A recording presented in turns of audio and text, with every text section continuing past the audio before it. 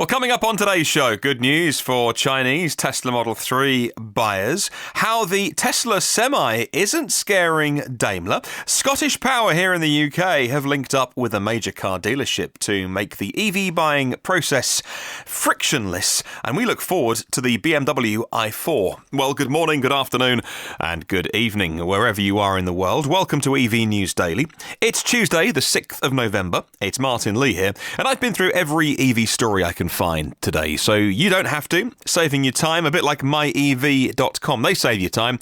They've got all of the USA's best used EVs in one place. You can check it out, myev.com, for buying and selling and learning about electric cars. We've got a lot of stories to get through today, so no messing about. Here we go. A couple of Tesla stories to kick us off, and a tweet on Twitter from someone who I just know as Vincent kicks us off. He says this, and I quote, "Tesla might be ready to deliver the Model 3 to China. A friend of mine received a delivery notice of March 2019. End tweet. It looks like the battery production for the cars, when they are made in China, is going to be local as well. Elon just tweeted, and I quote, "Tesla will manufacture all battery modules and packs at Chinese Giga, as we do today in California and Nevada. Cell production will be sourced locally, most likely from several companies, including Panasonic, in order to meet demand in a timely manner."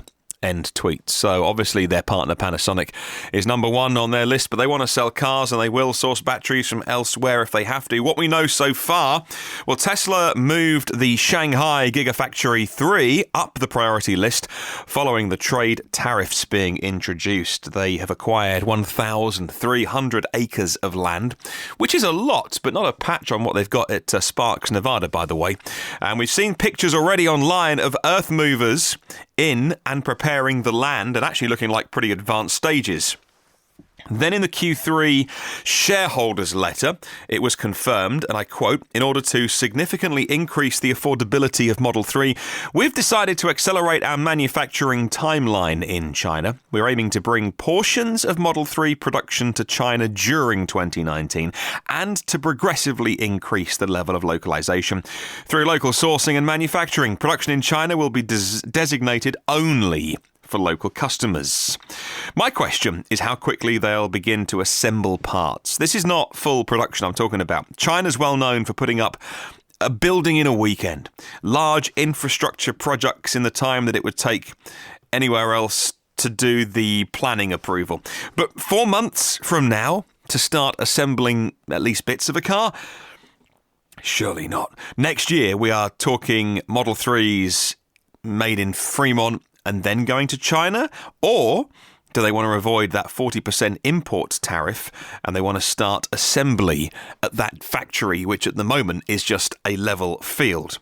Can it be done? If you shipped, say, the body of a Model 3, and then when you got to China, you bolted in the battery pack, which came locally, arguably the most important part of an EV, the software and the battery, is that enough to be made in China to avoid any tariffs? Is that enough? I don't know the answer. I'm just asking the question. It would be impressive if they started to assemble cars in March next year, where there's currently nothing but dirt. Well, Australia's first community battery trial went live today after 52 available spots had been snapped up by local households 3 months ahead of schedule. The trial involves a bulk Tesla battery integrated into the existing grid.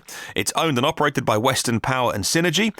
According to PV Magazine, a 420 kilowatt-hour Tesla battery in the Mandurah suburb of Meadow Springs is going to allow customers to store excess power they generate during the day from all of that Australian summer sun they're about to get, and then draw it down during the peak evening period. It's going to cost £1 a day. Each customer participating in the 24-month trial can virtually store 8 kilowatt hours of excess power from the sunshine during the day. The 8 kilowatt hours of storage is enough to power the average suburban home for over an hour during peak time. And it'll be available anytime for locals to use after 3 p.m. Heck, we don't use 8 kilowatt hours in a day, unless the car goes on charge, by the way. But today I had a quick look. I've got one of those smart meters that breaks it down every 15 minutes. And we're not even on a like an overnight tariff. It's just one. I need to do that, by the way, and get hold of Octopus or someone and get on a time of use tariff. But we're like 4.6 kilowatt hours today we've used. We've both been at work all day. The house is really well insulated. It's quite a new build. The heating's it is gas central heating, but it's been on and off all day just to keep the temperature inside the house at 20 degrees. So we've got one infrared heater, a far infrared in the lounge, and that's a 700 watt heater. Apart from that, our electricity is super low on the days that we aren't plugging the car in. So those Australian homes that can use 8 kilowatt hours worth of energy in just 1 hour of peak time. Wow, they've got some aircon on, or they're doing some cooking. Right, Fred Electrek reports on a little war of words that continues between Tesla and Daimler. It's not exactly too much bad blood, but there's a few people making statements which I thought we'd pick up on. Roger Nielsen is the president and CEO of Daimler Trucks North America, and he made some interesting comments, says Fred, about the efforts when speaking at the American Trucking Association's annual management conference last week.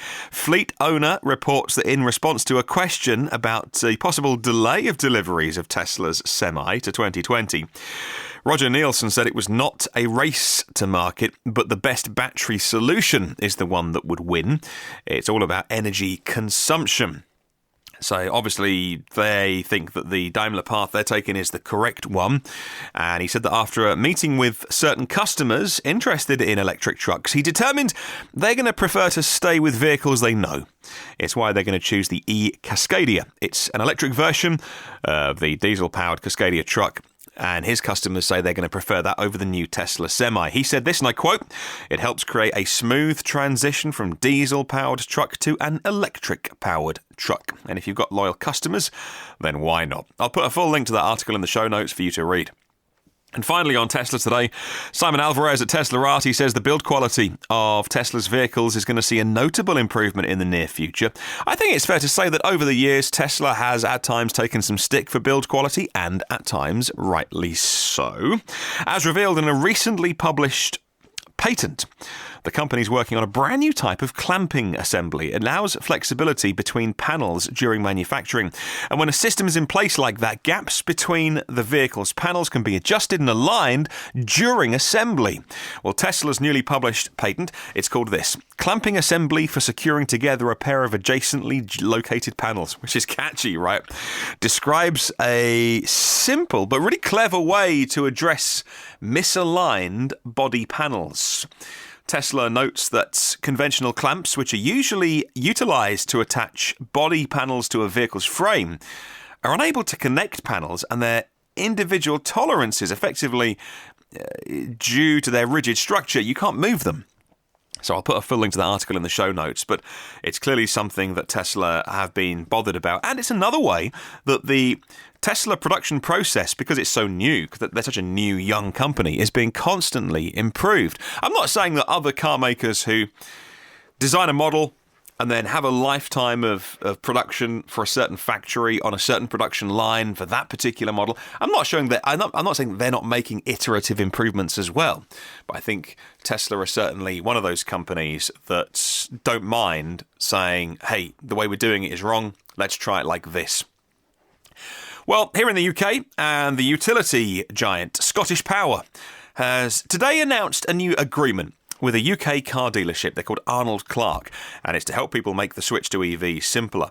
According to Energy Voice on today's news, the press release that went around, the agreement says customers are going to be able to lease or buy electric cars and have a charging point installed at their home and sign up to a 100% renewable energy tariff all at the same time. Well, Scottish Power's decision to partner up with the car dealership has been taken off the back of a YouGov poll, and it predicted a surge in interest in EVs from now over the next 3 years. This really is a turning point for electric cars. The poll predicts that 20% of adults who don't currently own one or aren't currently in the process of buying one do want to purchase or lease one between now and 2021. So that's a fifth of all car buyers very seriously intending to go electric. A much faster rate of change than previously been predicted. This was a big YouGov study, by the way. Only 2% of British adults presently own anything electrified. Have you heard of Sin Cars? Sin Cars International is a Bulgarian producer of racing cars in the GT4 amateur series, and it plans to go public to finance an expansion into, well, you guessed it, electric cars. Reports a Bloomberg article from late last week, which I've only just picked up on. The sports car maker, which contends with luxury brands Porsche, Aston Martin, Maserati in their normal competition, wants to raise $11.7 million in an initial public offering on the Bulgarian Stock Exchange. The owner, Rosen Daskalov, said in an interview at his factory on the Danube, he said this, and I quote, "Our goal is to sell a multifunctional small city car, which will be used for courier deliveries, taxi services, transportation. And European cities need this kind of transport. City centres will soon be closed for diesel cars. China's far away. We can offer a better quality." End quote. So they're used to racing supercars, and now they want to get some funding for mini city cars. Good luck to them. An Electrive report today about Germany's Telecom. Well, Germany's telecommunication company, Telecom, launches their charging network initiative today in the country. Their first public charging station is now open. And the network's going to grow to include 12,000 public EV charging stations. The clue is to use existing infrastructure, says Telecom. And Electrive have gathered some details on this story. The start has now been made in the town of Darmstadt. Telecom took the first 3 charging stations online, and the headquarters in Bonn have 2 premieres going on. With a new converted charging station and the first of a planned network of fast chargers. We're talking 150 kilowatt chargers, and there's going to be 500 of those. So even telecommunication companies getting in on the EV Act. As always, link to the story in the show notes. Well, the BMW iX3 and the Mini Cooper Electric are both coming next year. But the BMW i4 is the car that many people are excited about. And it's really going to lead the Germans' expansion into the EV market. That's because the i4 from BMW is going to be all new, very exciting, not based on any other cars, says a report on BMW blog. We've seen concepts of this, and styling-wise, it's going to draw very heavily on the BMW iVision dynamics concept from a while back. It's a good thing, as the concept was very good-looking, and it would set it apart from many other EVs on the market, which are going out of their way at the moment to look conventional. Well, not only is 2021, it's a long way away. The i4 is already late to the party. The Tesla Model 3 already here, and exciting the EV fan base. European deliveries start next year in H1, so the first half of 2019. Right-hand drive models, which is useful for, many countries actually, but particularly here in the UK, will be from summer onwards. So, we can't wait to get some more Tesla Model 3s on the roads. The BMW i4 will definitely be going up against cars like the Audi e-tron GT and the Porsche Taycan. Well, a little mention for the monthly car sales here in the UK. First thing in the morning, normally a few days into the month, we get those figures released. New car registrations in October are now out for the UK. And, not good news, they're down 3%. 153,000 vehicles were sold thanks to new European regulations. The WLTP test cycle has meant that some models couldn't even be sold whilst they are awaiting approval to be sold. Also, the onslaught on diesel continues. It's just relentless. Diesel registrations down another 21.3%. However, there's a bright spot. You guessed it. Electric vehicles. The market for alternatively fuelled vehicles, which is the catch-all definition that we give them here in the UK. Well, nobody really in normal language calls them AFVs, but for the official stats, for some reason, they're known as AFVs. No one calls them that. Showed strong growth, up 30.7%. Zero-emission battery electric vehicles saw huge growth, up 86.9% year on year. More people driving home pure electric cars than this time last year. Hybrids and plug-in hybrids also grew. Plug-in hybrids up a fifth, 19.1%. And of course, recently the government grant being cut from 4,500 to 3,500 for battery electric vehicles. That would have stimulated a few sales. It's not going to break the bank. If I was on the fence about buying an EV and really thinking about, do I pull the trigger this weekend or next weekend? I'm going to head down to the dealer and do the paperwork. Hearing that the grant was being lowered probably would have encouraged me. But if I'm thinking maybe I'll replace my car in the new year, then it's only £1,000. That is a lot of money, but it probably wouldn't have made me make a big financial commitment if it's a few months away. And of course, that grant being taken away for plug-in hybrids. Well, not for plug-in hybrids that can do lots. The criteria to still get them for a plug-in, there are no cars that actually fit that criteria because none of them can go far enough on battery power alone. So effectively rolling them all out.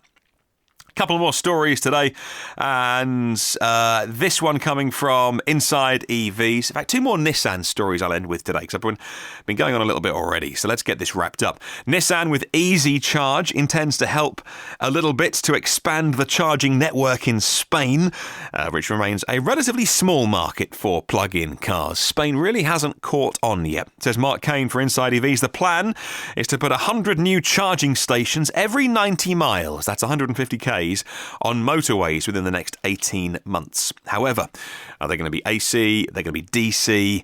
DC would make more sense on highways, of course, if it's Nissan together with Easy Charge. The CHAdeMO connector is definitely going to be on there somewhere. And it'd be great if AC and CCS combo were on there. A bit like we have the motorway network here in the UK, covered by, in most cases, all three. Some of the the charging stations only have two on, but normally you can get access to what you need at the motorway services, which, of course, when we rolled that out in the UK a long time ago now, Nissan, one of those partners of that. So it's good to see they're doing the same thing again, and this time in Spain over the next 18 months. And staying with Nissan, and here in the UK, always an interesting sign to look at things like this. This autumn, they're going to be announcing some what they call dazzling offers. Limited time personal contract purchase plans. Between now and January the 6th, the Nissan Leaf is going to be one of those, with its things like ePedal and ProPilot and the Around View monitor, available for just £360 per month. I've not done the sums. I'm guessing that's like $450 a month, maybe $425 per month. At 6% interest, it's a 37-month contract, and you put a deposit in first and then pay that amount per month. It's on the N connector trim, which I'm aware that around the world it isn't always called the same trim levels, but it's the one that you get with Apple CarPlay and Android Auto. Nissan bung in £500 as well to help you get on the road. So those new deals, when you see them, it could just be that they want to hit some targets. Or I'm putting two and two together here and getting five. Those deals which are available until January the 6th. I wonder if on January the 7th they'll be announcing a 60 kilowatt hour Nissan Leaf. I mean, I don't know. Just all of my experience of looking at deals and then why they run deals to sell stock. Like I say, I'm probably completely wrong. I'm just an idiot on a podcast. That's why we need your help with Question of the Week. Thanks to myev.com. Here's this week's Question of the Week. I'll read out the answers on Sunday, as always. If you haven't heard last week's show, maybe I read out your email. Download last Sunday's podcast. It's online now. Here's the question for this week. What's the ideal way for you to get access to an electric car? Is it to buy one outright? Is it to lease one? Is it to subscribe? Would you be interested in a subscription model where you just pay a flat fee and it's just all there for you, but you never really own it? You're subscribing like a phone contract. Is it a car sharing scheme? Do you live in the city? Would car sharing work for you? Are you rural? Would you need to buy a car? Tell me how either you have done or you will get access to driving an electric car, and tell me your story. Thank you very much to 115 patrons of the podcast, whose generosity means that I get to make this show for you and thousands of people around the world, growing every day. If you'd like to check out the Patreon page, patreon.com/evnewsdaily. You can support at different levels, from just supporting the podcast and doing your bit to getting extra content, to even the higher up tiers if you're a business or an organisation and you'd like to reach the audience of the podcast. I can give you all those details of download stats and things like that if you would be interested. Check it out, patreon.com/evnewsdaily. There are 287 previous episodes of this show online for free, wherever you get podcasts from. I try and put them on all the platforms, and I've got a blog, evnewsdaily.com. If you subscribe, well, of course it's free, and you get the podcast first, and you get it automatically. And we're all so busy these days. Wouldn't it be nice just to look down at your phone or tablet and the podcast is downloaded, ready and waiting for you? Well, you can do that if you hit the subscribe button. And if you want to say hi on the socials, like Facebook and LinkedIn and Twitter, just search EV News Daily. Do have a wonderful day. I'll catch you tomorrow.